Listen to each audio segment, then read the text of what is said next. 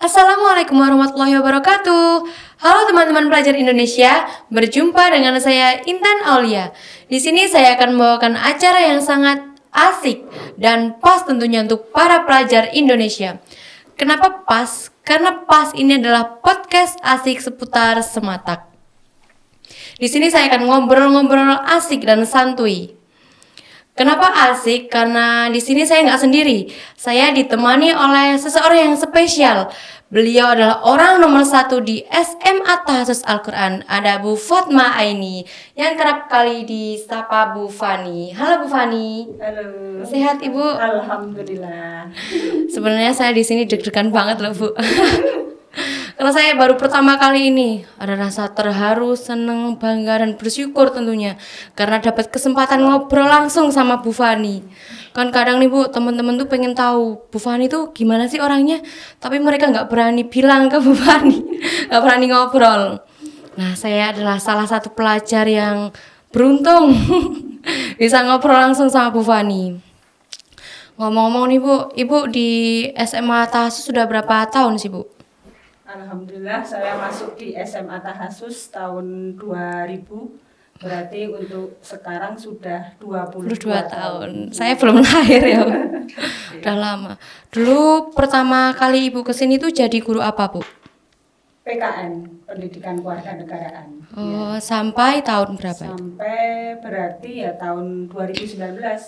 Karena memang kalau untuk saya kan sebenarnya S1-nya bukan dari pendidikan, tapi pada waktu itu kan ada yang namanya Akta 4. Akhirnya saya memilih untuk menjadi guru dan harus ibaratnya harus ada alat untuk menjadi guru, yaitu belajar di program Akta 4. Baru saya bisa masuk di SMA Tahfiz Al-Quran, sehingga diberi waktu untuk memegang kelas 12 dan diberi amanat dari kurikulum pada waktu itu Pak Slamet Riyadi untuk mengajar mata pelajaran pendidikan kewarganegaraan. Gitu. Dulu pernah kebayang nggak sih Bu, Ibu bisa jadi kepala sekolah gini? Apa ada cita-cita gitu buat jadi kepala sekolah? Cita-cita tidak, artinya kita kan hidup kan hanya sebagai wayangnya ya, wayang dari Allah Subhanahu Wa Taala. Jadi artinya apa yang memang sudah digariskan sebenarnya sudah ada di sana. Tinggal bagaimana caranya kita melaksanakan amanat itu dengan sebaik-baiknya. Sehingga kalau ditanyakan tadi cita-cita ada ya, nggak ada cita-cita begitu ya. Iya, jalani aja ya Bu. Iya. Nah, ceritain dong Bu awal Ibu berkarir dulu dari lulus kuliah sampai akhirnya bisa jadi seorang kepala sekolah. Alhamdulillah untuk saya tahun 2000 sampai 2010 saya menjadi guru pendidikan kewarganegaraan di SMA Tahfiz Al-Quran dan diberi amanah untuk wali kelas. Wali kelas juga berjenjang dari kelas 10, kelas 11, kelas 12. Tapi untuk tahun 2010 kebetulan saya diberi amanah untuk menjadi wakil kepala di bidang kurikulum. Akhirnya saya jalani meskipun mungkin itu belum saya dalami. Artinya betul-betul saya merangkak dari bawah bertahap dan betul apa yang saya temukan di lapangan itu menjadi salah satu ilmu untuk saya kembangkan lebih lanjut. Ada kekurangan, ada kelebihan, itu berjalan apa adanya sehingga betul-betul saya di kurikulum pada waktu itu menemukan berbagai macam masalah, hambatan yang mungkin itu menjadi salah satu survive saya menempa segala macam yang ada di dunia pendidikan begitu. Itu tantangan. Ya. Nah, Ibu dulu waktu pas masih pelajar nih Bu, mesti Ibu ini adalah salah satu orang yang sangat berprestasi dari dulu. Metode belajar Ibu itu dulu gimana? Ini biar bisa memotivasi para pelajar Indonesia sekarang. Pada waktu itu memang untuk kuliah saya kan saya ikut tes namanya UMPTN. Kalau sekarang kan SBMPTN. UMPTN itu saya ambil jurusan Undip yang pada waktu itu memang menjadi salah satu cita-cita banyak orang, karena pada waktu itu banyak orang yang mempunyai anggapan kalau di jurusan sospol pada waktu itu bisa kemudian menjadi salah satu camat atau mungkin bisa jadi di pejabat pemerintahan begitu lah. Pada waktu itu saya mencoba untuk ikut UMPTN, alhamdulillah bisa lolos. Kemudian waktu studi saya di kuliah kebetulan nggak sampai 4 tahun sudah selesai, karena untuk semester 1 saya IP-nya juga memenuhi standar yang lebih, sehingga SKS saya dari semester-semester selalu berlebih, dan akhirnya alhamdulillah untuk waktu 3 tahun 7 bulan saya bisa menyelesaikan waktu studi dan menjadi angkatan pertama yang lulus dahulu dibandingkan dengan teman-teman yang lain. Dan kebetulan juga IP maupun predikat saya termasuk predikat yang memuaskan. Begitu. Jadi itu menjadi salah satu motivasi besar saya untuk rekan-rekan ataupun pelajar di Indonesia betul-betul kuliah itu dimanfaatkan waktunya, sehingga waktu yang betul-betul diberikan itu bisa lulus lebih cepat atau mungkin bisa efektif, efisien begitu. Pernah nggak dulu Ibu merasa minder waktu kuliah? Awalnya ya, karena memang dulu saya SMA kan dari jurusan IPA sebenarnya. Tapi untuk kuliah saya mengambil jurusan IPS, sehingga di jenjang jurusan IPA saya memang tidak seperti teman-teman yang lain ambil di jurusan teknik ataupun yang lain. Sementara saya ambil di jurusan IPS. Tapi itu malah menjadi peluang yang besar buat saya. Karena apa? Itu menjadi peluang karena saya anak IPA bisa masuk di jurusan IPS. Saya harus lebih baik dibandingkan yang harusnya ada di situ, kan begitu. Jadi betul-betul menjadi hal yang minder pada waktu awalnya. Tapi kenapa harus minder, kan enggak begitu, kan begitu. Kenapa dari SMA enggak ngambil IPS langsung, Bu? Kenapa malah IPA? Kalau dulu itu saya kebetulan cita-citanya enggak di jurusan IPS. Saya dulu dari namanya, kalau dulu itu biologi. Kalau sekarang kan ada jurusan IPA, IPS, bahasa. Kalau dulu fisika, biologi, kemudian ekonomi. Nah, kebetulan saya di jurusan biologi. Cita-cita saya sebenarnya menjadi apa ya? Apa nggak apa, sebutin aja Bu. Di peternakan atau di teknologi pangan begitu. Tapi pada waktu itu juga di UMPTN saya pilihan pertamanya itu, pilihan keduanya di Undip Sospol, dan yang diterima di situ kan ya sudah, artinya saya dengan adanya penerimaan di situ ya saya harus bisa eksis di situ juga, kan itu seperti itu. Berarti cita-cita awal Ibu itu bukan jadi guru ya, Bu? Ya. Ibu nih di sekolahan kan tegas ya, disiplin. Nah, kira-kira pernah nggak Bu ngerasa sedih gitu? Galau lah. Ya, kalau semuanya kan memang ada masanya ya. Memang ada waktu-waktu kita harus merasa sedih atau apa, tapi bagaimana caranya kita bisa mengkombin itu biar menjadi satu hal yang menjadi apa ya, kesatuan yang bisa menguatkan, kan gitu. Apalagi kalau seorang perempuan tentunya kan beda dengan seorang laki-laki. Laki-laki itu lebih ke logika, kalau perempuan lebih ke perasaan. Jadi bagaimana caranya setelah saya diberikan amanat untuk menjadi kepala di SMA Tahasus, ya mau nggak mau saya harus bisa mengolah dua-duanya biar menjadi seimbang begitu. Karena kodrat wanita kan seperti itu, yang maju kan perasaannya bukan logika, kan begitu. Rasa Ibu sendiri loh, buat Ibu sendiri itu Ibu pernah ngerasa sedih karena apa gitu? Buat Ibu sendiri pribadi. Yang jelas karena era sekarang era teknologi yang sangat maju, sementara saya diberi amanah di SMA Tahasus Al-Quran, bagaimana caranya saya bisa mengkondisikan biar adanya kemajuan zaman ini bisa tertanggulangi, bisa diatasi oleh akhlak, oleh sikap anak-anak saya di SMA Tahasus Al-Quran dengan brand Al-Qurannya, sehingga bisa menjadi benteng utama untuk menggerus perkembangan zaman ini. Karena kalau untuk perkembangan zaman mesti nggak bisa ditolak, tapi bagaimana caranya kita bisa membentengi dengan hal-hal itu seperti itu. Jadi PR saya, kesedihan saya itu bicarane bagaimana caranya biar anak-anak saya bisa membentengi diri dengan adanya kemajuan era zaman yang seperti ini begitu.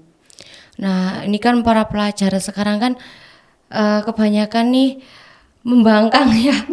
Nah, gimana Ibu cara ngehadapin anak-anak yang seperti itu? Yang jelas kalau di formal kan ada aturannya, sehingga kita tetap mengacu pada aturan yang berlaku. Adapun kalau misalnya memang dari aturan itu perlu ada regulasi yang menyesuaikan perkembangan zaman atau apa ya kita menyesuaikan. Tapi yang jelas kita bisa mengolah, kita bisa menyesuaikan dengan anak-anak, perkembangan anak-anak sekarang. Jangan sampai nanti kita mengekang kebebasan mereka tapi tanpa aturan kan begitu. Tetap kita berbasis aturan tapi kebebasan anak juga harus kita hargai kan begitu. Karena memang eranya sudah beda dengan eranya saya dulu. Kalau dulu saya mungkin masih aman-aman saja, main-main saja dengan kondisi eranya saya. Tapi kalau sekarang kan nggak bisa kita samakan dengan eranya saya dulu kan. Jadi betul-betul ada aturan, tapi kita juga mengikuti apa kemauan dari anak-anak era sekarang. Gitu.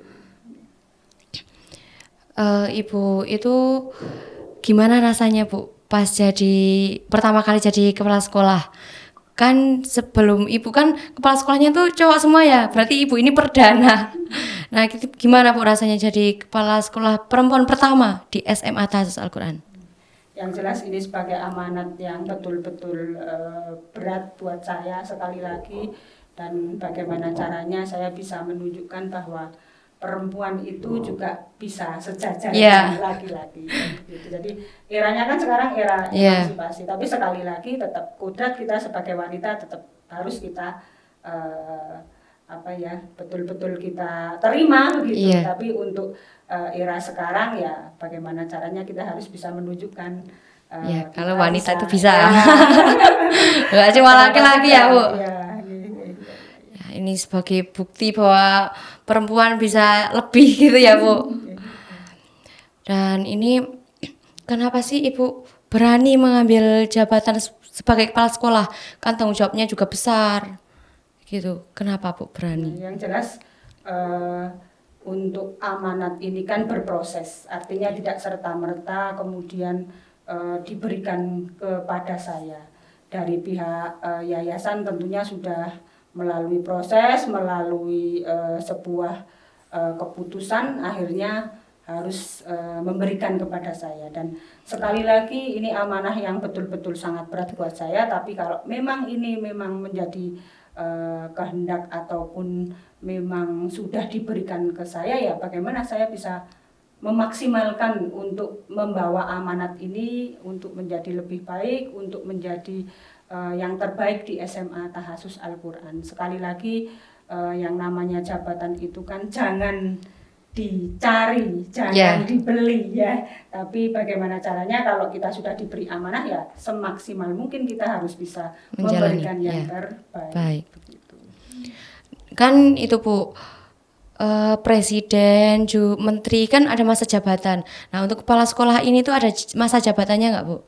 Tentunya kan dari regulasi tetap ada masa jabatannya ya. Artinya untuk saya ya mengikuti aturan yang ada, entah itu 1 periode, 2 periode, saya mengikuti aturan yang ada, bagaimana regulasi yang ada di negara maupun di lembaga kita, begitu, yayasan kita, begitu.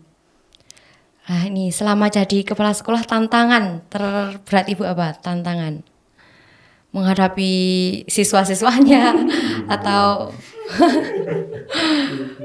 perkembangan apa?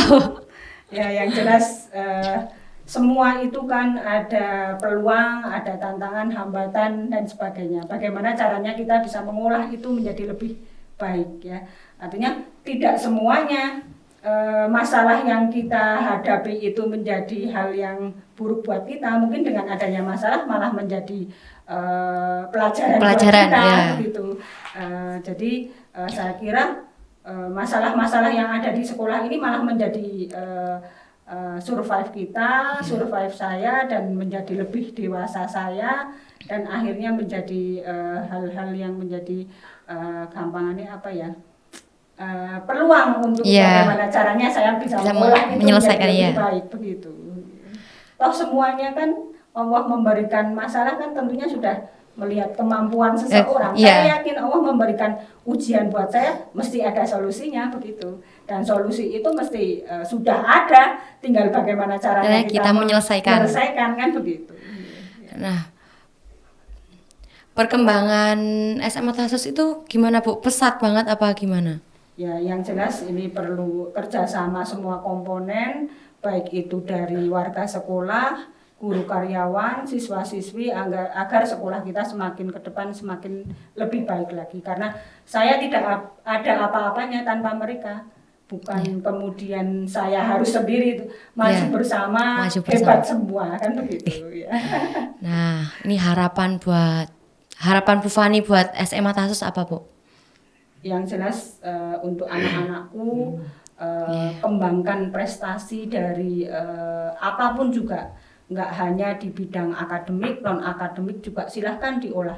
Semua punya potensi, tinggal bagaimana caranya mengolah potensi itu menjadi yang terbaik. Silahkan, sekolah sudah memberikan fasilitas, kembangkan bakat minatnya. Yang olahraga ya juga monggo olahraga, yang akademik ya monggo akademik, sehingga semuanya bisa tersalurkan sesuai dengan bakat dan minat. Nah, ini teman-teman adalah Bu Fani nih. Obrolan kita hari ini adalah motivasi dari Bu Fani. Semoga kita semua dapat termotivasi dari Bu Fani ini. Dan yang terakhir pesan Bu, pesan apa buat pelajar Indonesia? Yang jelas jadilah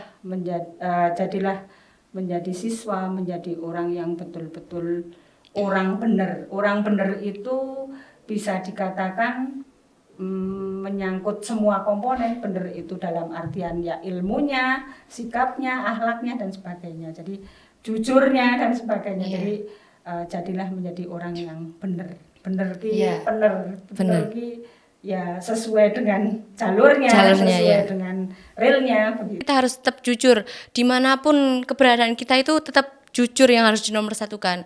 Jadi sebagai pelajar Indonesia tetap semangat karena kita cerdas berkarakter. Goodbye. Wassalamualaikum warahmatullahi wabarakatuh.